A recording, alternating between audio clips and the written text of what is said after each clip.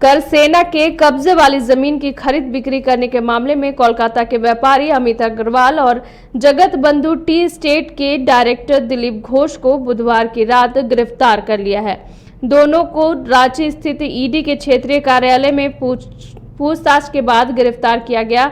अमित अग्रवाल और दिलीप घोष को गुरुवार को पीएमएलए के विशेष न्यायाधीश की अदालत में पेश किया जाएगा।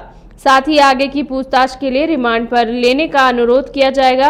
इसी मामले में रांची के पूर्व उपायुक्त छवि रंजन, कर्मचारी भानु प्रताप के अलावा कई जमीन कारोबारियों को पहले ही गिरफ्तार किया जा चुका है।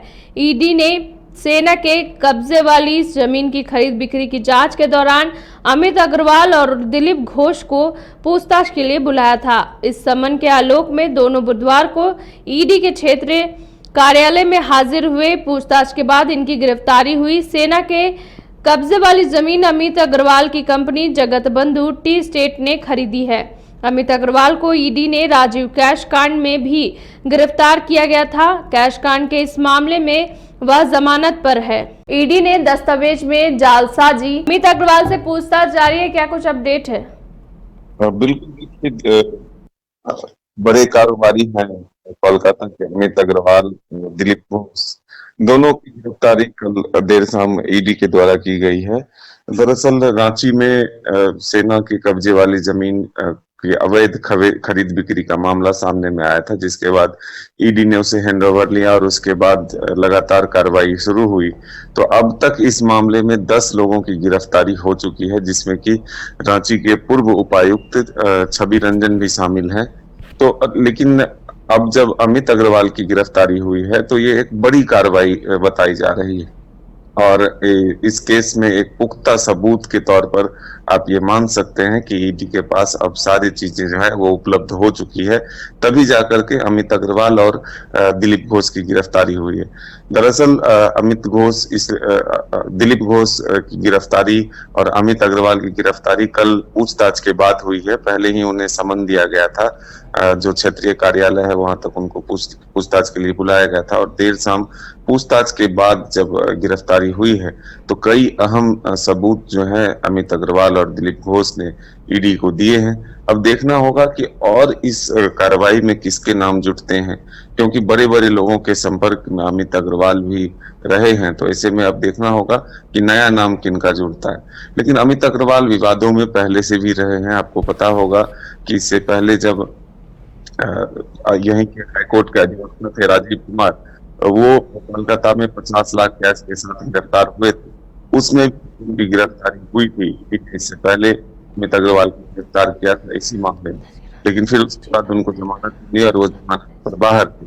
लेकिन अब दोबारा फिर से उनकी मुसीबत इस सेना की जमीन की खरीद बिक्री को लेकर के बढ़ी है। अब देखना होगा कि इसका जो असर है वो कहाँ तक जाता है और ईडी की कार्रवाई है उसमें नया नाम कौन जुड़ता है, किनके ऊपर से गंगा कसा जाता है। तो एक बड़ी कार्रवाई इसको कह रहे हैं। आप देखिए, जैसे ही अमित अग्रवाल की गिरफ्तारी होती है उसके बाद बीजेपी के सांसद निशिकांत दुबे ट्वीट करते हैं और कहते हैं कि सरकार का जो है एक तरह से वो अब अंत हो चुका है और वो कह रहे हैं कि भोले बाबा की कृपा हम पर है, जो हम पर हाथ डालता है उसका खुद नाश होता है। तो इन तमाम तरह की चीजों का जो विश्लेषण उन्होंने ट्वीट के माध्यम से किया है। तो इसके क्या मायने हैं ये हम और भी आगे विश्लेषण करेंगे, जानने की कोशिश करेंगे। लेकिन फिलहाल ये हम कह सकते हैं कि झारखंड के लिए आज बड़ी खबर है कि अमित अग्रवाल और दिलीप घोष की गिरफ्तारी हुई है। फिलहाल इस मामले में जांच जारी है, पूछताछ जारी है। अब कोर्ट में आज पेशी भी होगी अमित अग्रवाल की।